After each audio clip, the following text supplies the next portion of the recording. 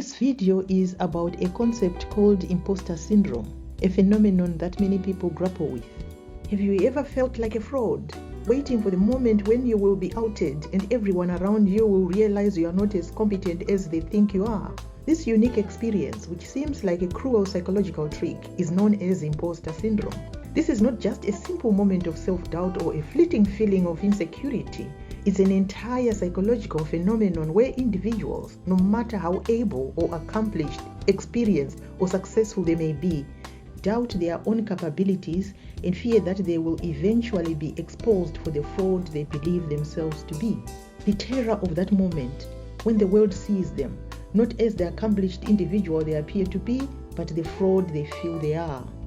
You see, imposter syndrome is a deeply personal, intimate experience that varies greatly from person to person. Its manifestations can be quite unique.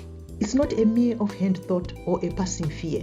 It can greatly affect one's ability to recognize their true value and to acknowledge and appreciate their own capabilities. Imposter syndrome can present itself in many different forms, each with its own unique set of challenges that can further hinder an individual's sense of competency and their feeling of achievement. These manifestations are multi-layered. Take the perfectionist, for example, who is constantly pursuing unattainable goals and views anything less than absolute perfection as a failure. Perfectionists set high expectations for themselves, and whenever they fall short, they question their own competence. The Superwoman, pun intended, feels compelled to overwork in order to prove their worthiness, often at the cost of their own personal well-being. They believe that they must outperform all their peers in all aspects, all the time. Then there is the natural genius, believing that they must grasp everything immediately and effortlessly. They believe intelligence is static, and if they have to work hard at something, they consider it as a sign of their own inherent weakness. Then there's the soloist, who thinks that asking for any kind of help or support is an admission of incompetence. They feel they have to accomplish tasks on their own,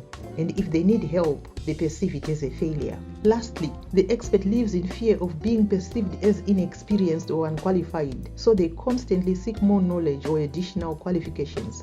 They are always trying to learn, believing that they will never know enough and fear being exposed as inexperienced or unknowledgeable.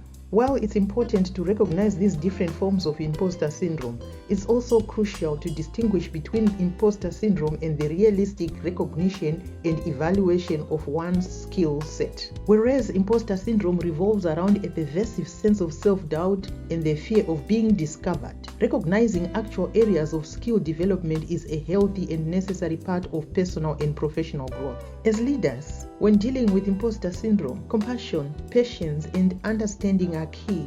Acknowledge and normalize these feelings. Encourage open discussions, promote realistic goal setting, and advocate for professional support when needed. Be prepared to model vulnerability by sharing your honest positioning. Be open, model that it's okay not to know everything. When addressing genuine competency gaps, a compassionate approach serves as the foundation for growth. Foster a growth mindset, provide resources and support, and offer access to training, coaching, mentoring, and learning opportunities to bridge skill gaps. Sometimes there may be need to recommend personal therapy.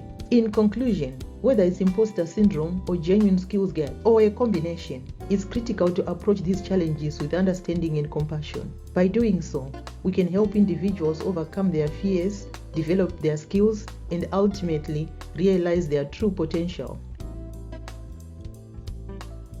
If you enjoyed this video, please remember to subscribe, like, and share.